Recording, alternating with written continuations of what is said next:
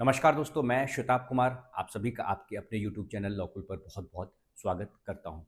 दोस्तों, आप में से हम सभी ने साइबर ठग के बारे में तो सुना ही होगा। साइबर ठग ठग के बारे में तो सुना ही है। साइबर ठग क्या होता है? देखिए, आज की डेट में हम सभी के पास एंड्रॉयड मोबाइल है, ठीक है? और ऑनलाइन जितनी भी फैसिलिटी हो सकती है, वह सब हम मोबाइल के माध्यम से इस्तेमाल करते हैं, चाहे ऑनलाइन शॉपिंग हो, ऑनलाइन फूड डिलीवरी हो, व्हाट्सएप हो, ईमेल हो, ठीक है? आपके बैंकिंग ट्रांज़ैक्शन जितने भी तरह के फाइनेंशियल ट्रांज़ैक्शन होते हैं, बैंकिंग ट्रांज़ैक्शन होते हैं, इंश्योरेंस का प्रीमियम हो, कुछ भी, ठीक है? मतलब यूँ कहिए कि बिना डिजिटल मोड के अब आज की दुनिया अधूरी लगती है। अगर आपका नेट काम नहीं करे, नेटवर्क ठीक से मोबाइल में ना आए, आपका वाईफ़ाई ठीक से काम ना करे, तो आप परेशान हो जाते हैं। तुरंत कंप्लेन करते हैं, जो भी आपके सर्विस प्रोवाइडर हैं, वहाँ आप कंप्लेन अपनी दर्ज करवाते हैं।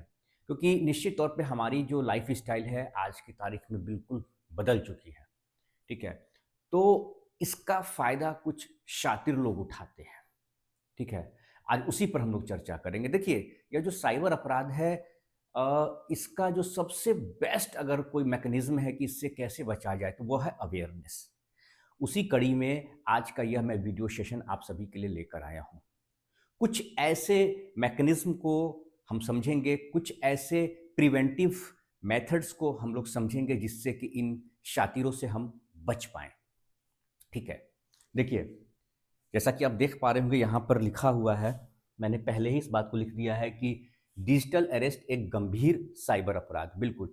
अब देखिए, अरेस्ट की तो बात आप जानते हैं, अरेस्टिंग पुलिस के द्वारा कोई भी अपराधी होता है, अरेस्ट करता है। लेकिन यहाँ उल्टा है, यहाँ अपराधियों की अरेस्टिंग नहीं हो रही है, बल्कि अपराधी जो हैं, वह आम जनता को, भोले-भाले लोगों को, शरीफ लोगों को अरेस्ट करते हैं। यहाँ उल्टा है, यहाँ अपराधी ही आपको अरेस्ट करेगा।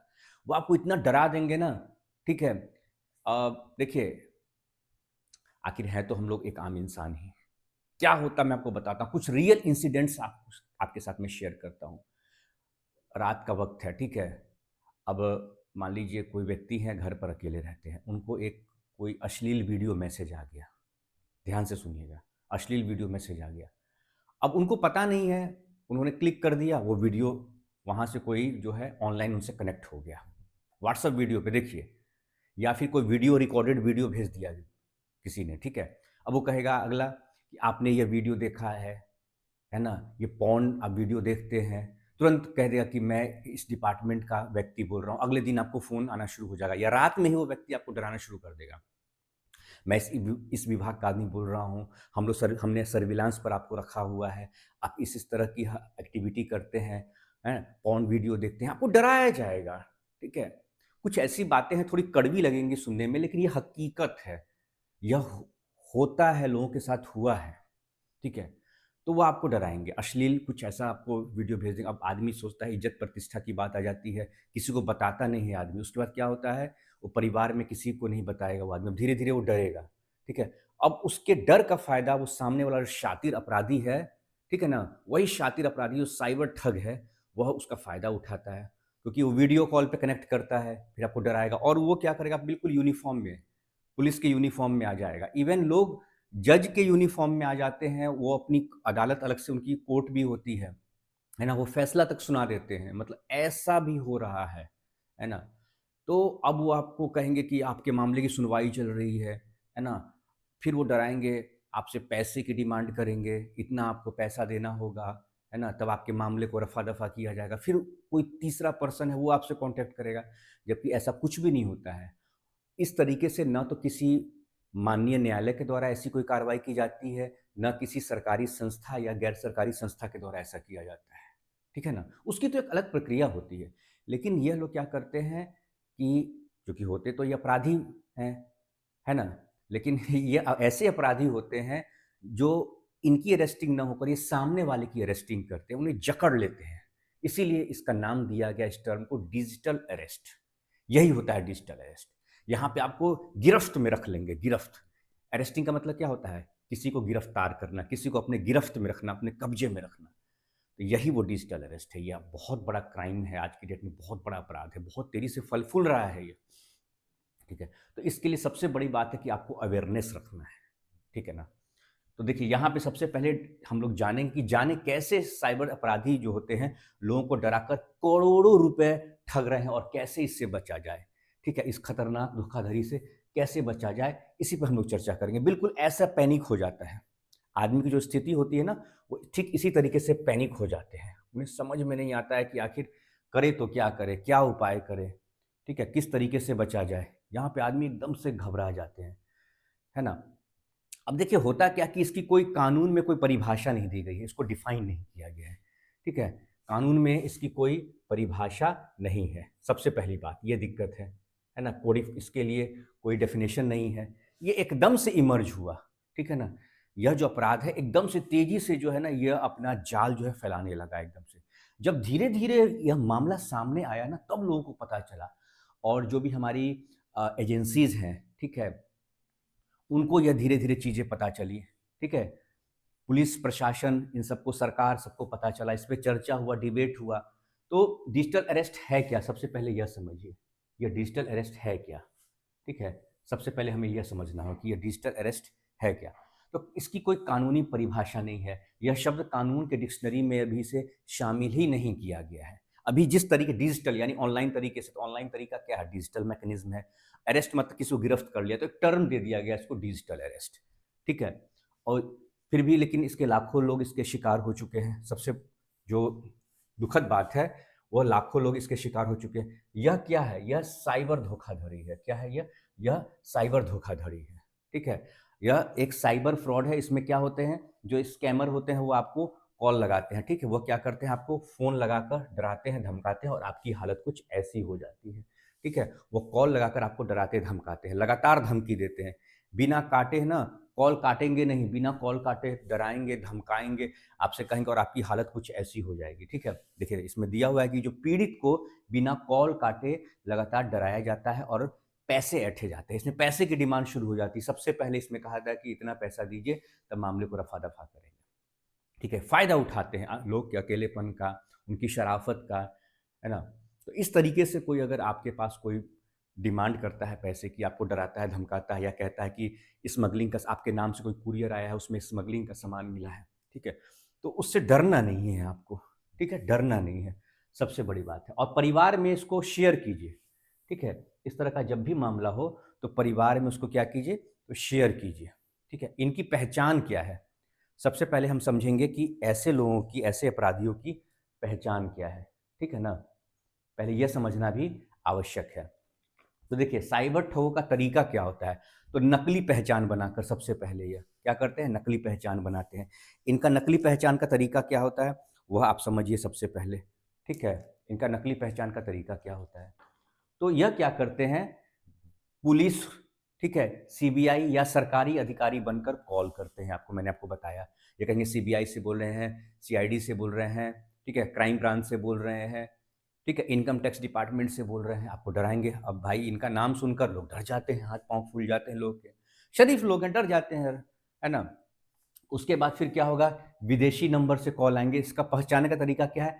व्हाट्सएप कॉल, अननोन नंबर से अगर कोई भी व्हाट्सएप कॉल आपको आता है, अननोन नंबर से उसको नहीं उठाइए, कन्फर्म कीजिए पहले, ठीक है?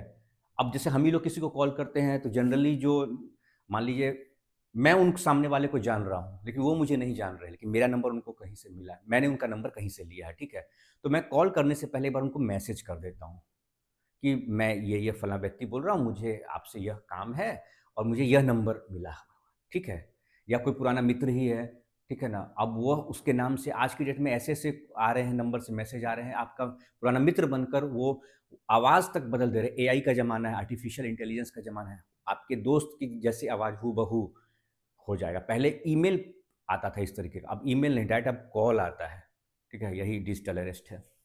तो या फिर विदेशी नंबर का इस्तेमाल करके आपको कॉल किया जाएगा। वह फ्रॉड करने वाले दूसरे देश में रहते हैं और वहाँ से कॉल करेंगे। इस तरीके से अब डराने का तरीका क्या होता है, तो नकली ट्रांज़ैक्शन के नाम पर कि आपने ये अवैध ट्रांज़ैक्शन किया है, इल्लीगल ट्रांज़ैक्शन किया है, मनी लॉन्ड्रिंग का मामला आपके ऊपर बनता है ना? आपको जेल जाना होगा, अरेस्टिंग होगी। कुरियर के नाम पर जो मैंने आपको बताया कि आपके नाम से कोई इल्लीगल कुरियर है, उसमें कोई स्मगलिंग का सामान है, कोई इल्लीगल उसमें सामान है ना? इस तरीके का, या फिर आपके रिश्तेदार कोई हैं, आपके परिवार के कोई है, या किसी का बच्चा कोई बाहर रहता है, किसी का भाई है, किसी के पिता हैं, ठीक है? या किसी का बेटा है, तो इस नाम से डराया जाता है ना? या उनके साथ ये हादसा हो गया, कुछ भी करके, कैसे भी करके वो आपको पैनिक करेंगे, आपको मतलब बेचैन कर देंगे, परेशान कर देंगे, ठीक है? और जो खासकर लोग अकेले होते हैं, रिटायर्ड पर्सन होते हैं, महिलाएँ होती हैं, ठीक है? ऐसे-ऐसे लोगों को, ठीक है, परेशान किया था। मतलब मैं तो ऐसे-ऐसे लोगों के बारे में सुना हूँ जो कि मतलब समझिए कि यकीन करना मुश्किल हो रहा है। एक महिला अधिवक्ता थीं, ठीक है? उनके साथ भी ऐसा हुआ है ना? तो सुनने में बड़ा ही मतलब पुलिस डिपार्टमेंट के लोग हैं जो रिटायर्ड हो गए हैं, है ना? ऐसे-ऐसे लोगों को परेशान किया गया और वो फँस गए हैं, लिटरली फँस गए हैं। मतलब शायद ही कोई ऐसे मतलब समाज का एक ऐसा वर्ग होगा जो इससे बचा होगा। लगभग लोग इसमें फँस रहे हैं। इसीलिए इस पर अवेयरनेस होना बहुत ज़रूरी है। ठीक है ना? सरकार अपना काम कर रही है, ठीक है? सिस्टम पूरा मैकेनिज़्म अपना काम कर रहा है, लेकिन हाँ, एक नागरिक के तौर पर हम सभी की ज़िम्मेवारी है कि कैसे अवेयरनेस के माध्यम से इससे बचा जाए। इसीलिए मैं आज का ये वीडियो सेशन ले रहा हूँ। तो फिर निजी जानकारी वो क्या करते हैं कि सोशल मीडिया देखिए, एक बात मैं कहूँगा कि सोशल मीडिया पे यह गलती मैं भी करते आ रहा हूँ, लेकिन ये मत कीजिए गलती। क्योंकि पहले ऐसा नहीं था समय, है ना? सोशल मीडिया पे लोग डालते थे लेकिन कोई इस पर ध्यान नहीं देता था। आज की डेट में शातिर लोग क्या कर रहे हैं, वो कहते हैं नहीं खाली दिमाग शैतान का घर, कुछ करने को है नहीं, दिमाग है लेकिन कुछ करने को नहीं है। तो करे क्या करे? तो वही खाली दिमाग शैतान का घर। सोशल मीडिया एक ऐसा माध्यम है जहाँ आपकी पूरी जानकारी वो लेते हैं। आपने कोई नई गाड़ी ली, तुरंत फेसबुक पे पोस्ट डाल दिया। आप कहीं घूमने गए, तुरंत फेसबुक पे पोस्ट डाल दिया। अपनी फैमिली की जानकारी दे दी, है ना? अब उनको सब कुछ पता है आपके परिवार के बारे में, आपके घर के बारे में, आपके बारे में, बच्चों के बारे में, आपका स्टेटस, एवरीथिंग पता है। उससे क्या होता है, उनके पास एक रॉ इन्फॉर्मेशन, मोटा-मोटी जो एक जानकारी होना चाहिए किसी अपराधी के पास, वह उसके लिए उनको कुछ नहीं करना है। वो सोशल मीडिया से उनको मिल जाता है बहुत आसानी से, फ्री ऑफ कॉस्ट, बिना किसी मेहनत के, ठीक है?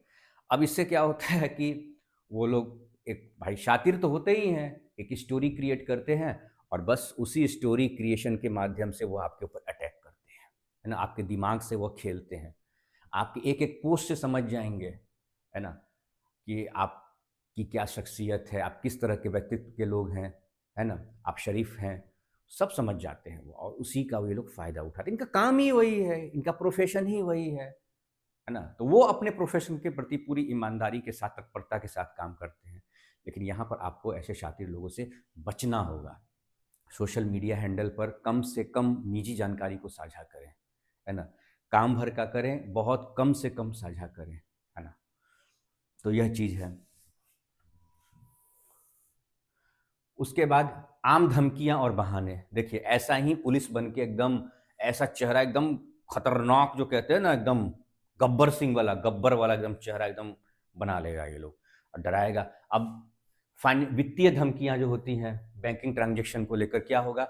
बैंक बैंक अकाउंट से नकली ट्रांज़ैक्शन हुआ है, फ्रॉड ट्रांज़ैक्शन आपने किया है, इनकम टैक्स का जो है पैसा आपने मतलब बचा लिया है, प्रॉपर आपने जो है इनकम टैक्स रिटर्न फाइल नहीं किया है। अब इनकम टैक्स डिपार्टमेंट का बन के आपको बोलेंगे ये लोग, ठीक है? फिर कस्टम का अवैध सामान, कस्टम का सामान आपका पकड़ा है, आपके नाम से पकड़ा है। अब आप कहिएगा कि मेरे नाम से तो है ही नहीं कोई कस्टम का सामान, तो वो लोग बहुत शातिर है, वो कहेंगे इससे हमें मतलब नहीं है। क्या है सफाई दीजिएगा, आप आकर कोर्ट में आपकी सुनवाई होगी। अब कोर्ट में सुनवाई शुरू करवा देते हैं लोग, बाकायदा वहाँ क्या कहें फ्रॉड तरीके से वो कोर्ट बना लेते हैं, कोर्ट में सुनवाई तक कर लेते हैं। मतलब इनकी हिम्मत की तो दाद देनी होगी। कुछ मतलब किसी हद तक ये जाने वाले हैं, ठीक है? इनको बस है कि भैया आपसे वो पैसा उनको ऐंठना है।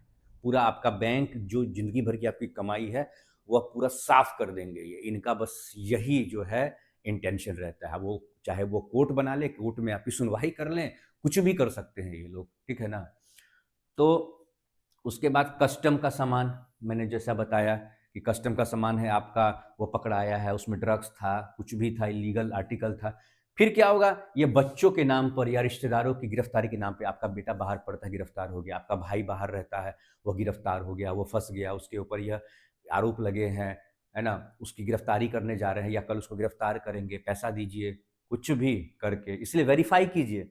अपने बच्चों से बात कीजिए, अपने भाई से बात कीजिए, अपने पिताजी से बात कीजिए, जिनके नाम का आपको धमकी मिल रहा है या जिनके नाम से आपको डराया जा रहा है, कि उनकी गिरफ्तारी होगी, उनको कॉल लगाइए, उनसे बात कीजिए। लोग पैनिक हो जाते हैं, या पॉर्न वीडियो भेज दिया, बिल्कुल होता है ना, खराब लग रहा है शब्द पॉर्न, लेकिन हाँ, इसका इस्तेमाल किया जाता है इस मैकेनिज्म का। आपको गलत वीडियो भेज के, ठीक है, आपको फिर कहा जाता है कि यह वीडियो आपने देखा है, आपको अपनी उम्र का लिहाज नहीं है, आपने देख लिया। अरे आदमी को पता नहीं होता है, क्योंकि वीडियो तुरंत डाउनलोड नहीं होता है, वो वीडियो भेजा जाता है, धीरे धीरे वो ओपन होता है। ओपन हुआ नहीं कि ढकाढक उनका मैसेज आना शुरू हो गया, या आपके नाम से कोई इनाम है, आपको व्हाट्सअप नंबर पे जा रहा है, नंबर आपका मार्केट में फैला हुआ है, कहीं भी देखिए आपकी वाईसी बहुत तरह जगह पे आपका नंबर दिया हुआ है, आपको नहीं पता आपका नंबर मार्केट में फैला हुआ है।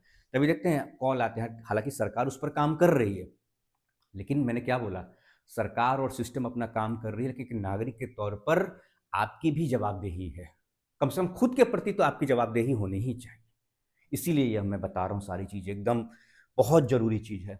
फिर क्या है, किडनैपिंग का झूठा दावा कि कोई किड आपके बच्चे को कोई किडनैप कर लिया है ना, उसके नाम पर आपसे पैसा उठा जाएगा। सुप्रीम कोर्ट का अरेस्ट वारंट, देखा ना, कोर्ट कोर्ट मतलब कोर्ट बना कर ये लोग फ्रॉड तरीके से जालसाजी करके सुनवाई तक कर देते हैं, मतलब सुप्रीम कोर्ट से आपकी गिरफ्तारी का आदेश निकलवा देंगे। कुछ भी कर रहे हैं ये लोग आज की डेट में, मतलब क्या कहें, ठीक है ना। उसके बाद भाई अपराधी है, अपराधी तो उसका काम ही यही है। अब कुछ वास्तविक घटनाएं हुई हैं, उस पर चर्चा करेंगे। पहला हुआ था कि इंदौर जो है, वहाँ की एक 65 वर्षीय महिला, मैंने कहा ना, जो बुजुर्ग होते हैं, अकेले होते हैं, है ना, बच्चे मान लीजिए बाहर रह रहे हैं, नौकरी कर रहे हैं, कहीं अन्य प्रदेश में अन्य जगह पर हैं, या विदेश में रहते हैं। अब मान लीजिए कोई बुजुर्ग हैं, घर पर अकेले हैं, अब क्या करें, नकली सीबीआई ऑफिसर बनकर उन महिला को 5 दिनों तक डिजिटल अरेस्ट किया। 5 दिन तक, समझ रहे हैं भाई साहब, 1-2 घंटा के लिए अगर भी आपके साथ कोई ऐसा करे ना, तो बेचैन हो जाइएगा। 65 वर्षीय महिला, अब क्या थी वह, देखिए, वह प्रोफेसर थी, ठीक है ना, नकली सीबीआई बनकर उनको जो है परेशान किया गया। सोचिए, बुजुर्ग महिला को। फिर आगरा की टीचर थी, ठीक है, 8 मिनट में 10 बार कॉल आता है इनको। देखिए क्या करते हैं लोग, मानसिक रूप से एकदम बेचैन कर देंगे। नॉर्मल जानने वाला आदमी भी अगर 8 मिनट में अगर आपको 10 कॉल करता है तो आप परेशान हो जाएगा। यहाँ अननोन नंबर से 8 मिनट में 10 बार कॉल आता है, बेटी की गिरफ्तारी की धमकी से, हार्ट अटैक से मौत। एकदम बेचैन कर देता है, पैनिक कर देता है। इसलिए फालतू का उठाना ही नहीं है, फालतू का फोन उठाने नहीं। परिवार में सदस्य हैं, उनसे बात कीजिए। कोई परिवार में अगर आप अकेले हैं, तुरंत अपने जो आपके हितैषी हैं, पड़ोसी हैं, ठीक है, आपके जो वेल विशर हैं, ठीक है, उनसे तुरंत बात कीजिए, आप उनको कांटेक्ट कीजिए, ठीक है, या जो आपके जानकार हैं, तुरंत उनसे बात कीजिए, है ना। उनसे बात कीजिए कि देखिए इस तरीके से मेरे साथ हो रहा है। बिल्कुल घबराने की आवश्यकता नहीं, बिल्कुल नहीं घबराइए। इनका काम ही होता है, पहले आपको परेशान करेंगे, बेचैन करेंगे। अब देखिए क्या हुआ, आगरा की जो टीचर थी बेचारी, उनको जो है हार्ट अटैक से मौत हो गई, पैनिक हो गए। अब बेटी की गिरफ्तारी की बात एकदम से, क्या होगा, माता पिता क्या होंगे, परेशान होंगे, यह चीज़ हो गया। मतलब ये लोग, बहुत घटिया मानसिकता है इन लोग की। तो ऐसे लोगों से लड़ना है हमें, एक साथ मिलकर लड़ना है ऐसे लोगों से, ठीक है। फिर रिटायर्ड प्रोफेसर, फिर देखिए यहाँ पर तो नकली सुप्रीम कोर्ट का वारंट इनको दिखा दिया। अब सुप्रीम कोर्ट का वारंट तक का इस्तेमाल किया गया यहाँ पर, आप खुद देखिए। फिर 2 दिन तक इनको डिजिटल अरेस्ट रख के, और 2 करोड़ का ठगी। 2 करोड़, आप समझ रहे हैं साहब, 200 रुपये कमाने में आदमी का सुबह से शाम हो जाता है। अगर मैं बात करूँ, एक गरीब अगर कमाने के लिए निकलता है घर से, है ना, यहाँ 2 करोड़ रुपए, आप समझ रहे हैं, 2 करोड़ का, वो भी ठगी करके। कहीं खर्च हो जाता ना तो समझ में आता, ठग लिया गया। और मानसिक रूप से जो प्रताड़ित किया गया, मेंटल ट्रॉमा जो हुआ, वो अलग, समझ रहे हैं। तो इसीलिए कभी घबराने की आवश्यकता नहीं है यहाँ पर। अब इसमें करे क्या, अगर ऐसा सिचुएशन हो तो इसमें करे क्या। देखिए, सबसे पहले तो आपको सजग रहना होगा, ठीक है ना, सजग रहिए, थोड़ा सचेत रहिए, ठीक है। यह चीज़ सबसे पहले आपको करना होगा, ठीक है। अवेयरनेस इसमें सबसे जरूरी अगर कुछ है, इसलिए तो मैं कहा ना कि ये वीडियो बनाने का उद्देश्य यही है कि इसमें सबसे पहले है कि एकमात्र उपाय है, देखिए, सजग और सचेत रहना ही एकमात्र उपाय है। मैंने लिखा भी हुआ है यहाँ पर, देखिए, इसका एकमात्र ही उपाय यही है कि आपको सजग रहना है और सचेत रहना है। इसका एकमात्र उपाय यही है कि आपको जागरूक रहने की आवश्यकता है, जागरूक रहिए, ठीक है। अब जैसे देखिए, भारत में वित्तीय साइबर धोखाधड़ी की तत्काल रिपोर्ट के लिए आप क्या कर सकते हैं, तो नंबर है 1930। 1930 नंबर है, इस नंबर पे आप तुरंत कॉल करके अपनी शिकायत को दर्ज करवाइए फटाफट। सबसे पहले इस तरह, या आपको कोई फ़ोन आ रहा है, उस फ़ोन को पहले काटिए, कोई भी फ्रॉड कॉल कर रहा है उसको काटिए, और सबसे पहले आप क्या कीजिए, इस नंबर पे कॉल कीजिए, कहिए कि मुझे इस नंबर से कॉल आ रहा है। तुरंत सर्विलांस पे लोग लेते हैं, फिर आपको बताएंगे कि ये इस कॉल को नहीं उठाना है, उठाइए नहीं। प्लस जो मैंने बताया कि नंबर जो है ऐसे करके आता है, इस तरीके के नंबर को बिल्कुल नहीं उठाए। +91 तो हमारे इंडिया का है, बाकी और कोई आता है कहीं से भी आता है, बिल्कुल नहीं उठाने का जरूरत है। फिर जो आपका राष्ट्रीय हेल्पलाइन नंबर मैंने आपको जैसा बताया कि 1930 पर कॉल कीजिए। कोई भी वित्तीय साइबर धोखाधड़ी होता है, इसकी तत्काल रिपोर्ट करने के लिए आपको क्या करना है, तो यह नंबर है, फिर से बता रहा हूँ, 1930, 1930। इस नंबर पर तुरंत तुरंत इमीडिएटली बिना देरी किए हुए कॉल कीजिए। सबसे पहले रिपोर्ट कीजिए। फिर ऑनलाइन पोर्टल दिया हुआ है, वेबसाइट पर जाइए ऑनलाइन, वहां पर जो भी साइबर धोखाधड़ी हुआ है इसकी तत्काल रिपोर्ट कीजिए, ठीक है। नहीं तो फिर 193 तुरंत, अगर आपके साथ हो भी गया है या ऐसा कोई प्रयास कर रहा है, तुरंत इसकी रिपोर्टिंग कीजिए, ठीक है ना। ऑनलाइन पोर्टल पर है कि वित्तीय और अन्य साइबर अपराधों के लिए क्या कीजिए, यहाँ पर तो आप राष्ट्रीय साइबर अपराध रिपोर्टिंग पोर्टल पर भी शिकायत अपनी दर्ज करवा सकते हैं। यहाँ भी जाइए, ऑनलाइन तरीके से आप अपनी शिकायत दर्ज हो जाएगी, ठीक है। फिर स्थानीय पुलिस साइबर थाना होता है ना, साइबर थाना है, यहाँ पर साइबर थाना में आप जाइए, ठीक है। वहाँ पर क्या कीजिए, किसी भी आपातकालीन स्थिति या गैर साइबर अपराध सब संबंधी मामलों में अपने स्थानीय पुलिस या सामान्य राष्ट्रीय पुलिस हेल्पलाइन नंबर 112 से भी आप संपर्क कर सकते हैं। साइबर थाना आज की डेट में हर शहर में साइबर थाना जाइए, फटाफट वहाँ भी कीजिए। ऑनलाइन तरीके से तो सबसे पहले अपनी जो है अब जो शिकायत दर्ज करवाइए, है ना। और उससे पहले कि ऐसे जो मतलब लोग हैं अपराधी मानसिकता के, उनसे तो बिल्कुल नहीं, आप बिल्कुल इस तरह का कॉल रिसीव नहीं कीजिए और ना उनके चक्कर में फंसी। अब देखिए करना क्या है, बचाव के मुख्य जो तरीके हैं इसको ध्यान से समझिएगा। परेशानी तो हमने देख ली क्या क्या परेशानी हो सकती है, ठीक है। सरकारी तंत्र है उसको भी हमने समझ लिया कि 1930 पर कॉल कीजिए, साइबर पोर्टल पे जाके, राष्ट्रीय साइबर पोर्टल है वहाँ पर जाके अपनी शिकायत को ऑनलाइन दर्ज करवाइए, 1930 पे कॉल कीजिए। लेकिन और क्या कर सकते हैं बचने के लिए, तो अनजान कॉल ना उठाएं, मत उठाइए। मान लीजिए कोई जानने वाला भी है, कह रहा यार कॉल कर रहा हूँ, कॉल नहीं उठा रहे, बोले कॉल कर रहे हो तो उससे पहले आप मैसेज कीजिए, आपका नंबर मेरे पास सेव ही नहीं है, मैं कैसे कॉल उठा लूँ। आपको तो पता है कि भाई साइबर फ्रॉड हो रहा है, बुरा लगे लगे किसी को, बुरा लगने से और किसी को उससे नहीं होता है ना। अब तरीका है भाई, नया नंबर है, मान लीजिए मैंने कोई नया नंबर लिया है ना, मेरा भाई ही क्यों ना हो, अपने सगा भाई क्यों ना हो, मैं उसको मैसेज करूंगा कि देखो मैंने यह नया नया नंबर लिया, ये मेरा नंबर है, ठीक है ना। उसके बाद मैं उसको व्हाट्सअप करूंगा या फिर नॉर्मल मैसेज कर सकता हूँ। मतलब हमारे पास इतना वक्त भी नहीं है कि हम किसी को मैसेज करके बताएं कि ये मेरा नंबर है। भाई आज के समय आपको ऐसा करना होगा, ऐसे थोड़ी होता है अननोन नंबर से कॉल कर दिए, ऐसे नहीं, फिर बुरा भी मान गए तो नहीं, ठीक है। तो अनजान नंबर से कॉल ना उठाएं, संदिग्ध कॉल को तुरंत काटें। +91 के अलावा अन्य कोड वाले नंबर से सावधान रहें, जो मैंने आपको बताया। +91 है तो अपने इंडिया का कोड है, उसके अलावा और कोई कोड से आता है तो भाई समझ जाइए उसको तो बिल्कुल नहीं उठाना, और +91 वाले भी सारे नंबर को नहीं उठाना। इंडिया से कोई कॉल करके आपको ठगे तो, है ना, इंश्योरेंस पॉलिसी के नाम पे, बिजली बिल के नाम पे, किसी भी नाम पर, है ना, कॉल आ जाता है। ओटीपी तक होता हुआ है, ओटीपी गया है, वेरीफाई कीजिए, बिजली कट जाएगा। अब आदमी परेशान, त्योहार का समय है, बिजली कट जाएगा। फिर निजी जानकारी न दें, वही आ गया, बैंक अकाउंट, ओटीपी या व्यक्तिगत जानकारी कभी साझा नहीं करें। कोई भी आरबीआई के गवर्नर के नाम पे क्यों ना फोन आए, या खुद आरबीआई गवर्नर ही क्यों ना फोन करे, कोई नहीं, कोई भी, कितना बड़ा भी हो, कोई भी कॉल करके कहता है कि आपकी ये निजी जानकारी चाहिए, ओटीपी चाहिए, कुछ भी नहीं देना है, ठीक है। उसके बाद क्या है, तुरंत शिकायत दर्ज करें। अगर कोई धमकी देता है तो धमकी भरे मैसेज या कॉल मिलने पर नज़दीकी पुलिस स्टेशन है उसमें तुरंत शिकायत दर्ज करवाएं, साइबर थाना जाएं, बताएं कि इस नंबर से, आप दिखाइएगा मोबाइल पे, देखिए इस नंबर से आया है, कॉल आ रहा है मुझे, तुरंत उसको सर्विलांस पे लेंगे वो लोग, या 1930 पर तुरंत कॉल कीजिए, ठीक है। उसका धोखेबाज को पकड़े कैसे इन, ठीक है, तो गलत जानकारी, इनको गलत जानकारी दें, बच्चे का गलत नाम बताएं, अगर वे उसी नाम से बात करें तो फ्रॉड है, ठीक है। आपसे मान लो करें बच्चे का नाम ये है, तो आप मान लीजिए आपके बच्चे का नाम है सोनू, आप मोनू नाम बता दीजिए, नाम एक्स है आप वाई बता दीजिए, और नाम उसका एक्स है आप भी जान रहे हैं, लेकिन आप बोल रहे कि नहीं मेरे बच्चे का नाम वाई है, और वो भी कह रहा है कि वाई है, तो समझ जाएगी फ्रॉड आदमी है, वहीं पकड़ा गया, है ना, क्योंकि आपके झूठ में वो भी हाँ में हाँ मिला रहा है, इसका मतलब कि फ्रॉड आदमी है। नंबर एक बात, सत्यापन करें, अब उसको सत्यापित करें, उसको वेरीफाई करें। कैसे वेरीफाई कीजिएगा, आपका ऑर्डर, मान लीजिए कोई सामान आया है आपका, कहा कि आपके नाम से ये सामान आया हुआ है, अब कहेगा कि इसमें कुछ स्मगलिंग का सामान है, कोई भी, ठीक है, इलीगल उसमें आर्टिकल है, कोई भी सामान है, ठीक है, अवैध कोई सामान है उसमें, तो आप तुरंत ऑर्डर नंबर मांगिए, कोई ऑर्डर नंबर दो, और किस कुरियर से आया तुरंत उसके कस्टमर केयर नंबर पे बात कीजिए, ठीक है ना। अब फिर तुरंत इनकम टैक्स या सीबीआई का दावा सुनते ही फ़ोन काट दें। ये तो मैंने पहले ही बताया। कोई कहेगा मैं इनकम टैक्स डिपार्टमेंट से बोल रहा हूँ, है ना? इनकम टैक्स डिपार्टमेंट से इंस्पेक्टर बोल रहा हूँ, ठीक है? या फिर सीबीआई का अधिकारी बोल रहा हूँ, ऐसे कोई कॉल नहीं करता है सर आपको। इनकम टैक्स और सीबीआई वाले ऐसे कॉल नहीं करते हैं, पूरी प्रक्रिया होती है, ऐसे नहीं। कोई कॉल तो कोई नहीं करता, जैसे ही कॉल करता है, कॉल काटिए, जो होगा देखा जाएगा, भले कॉल काटिए। अगर कर भी रहा है कोई सीबीआई का आदमी, इनकम टैक्स का आदमी, फिर भी कॉल काटिए, ऐसे कोई कॉल आपको नहीं करता है, ठीक है। उसके बाद